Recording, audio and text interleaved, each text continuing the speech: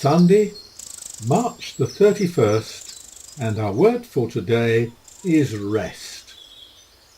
I do the work that is mine to do, and then I rest in faith. The Sabbath is not simply a regular day of the week.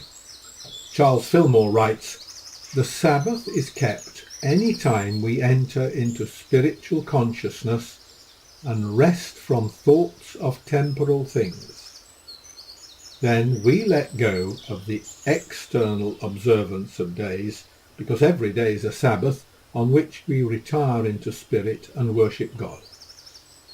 I honour the Sabbath by ensuring that I set aside regular time in the flow of my life to rest in the presence of the divine. It's an essential part of the creative process.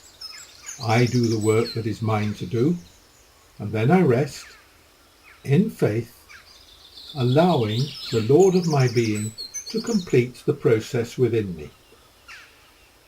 Mark's Gospel, chapter 2, verse 27 says, "Then he said to them, 'The Sabbath was made for humankind, and not humankind for the Sabbath. So the Son of Man is Lord even of the Sabbath.'"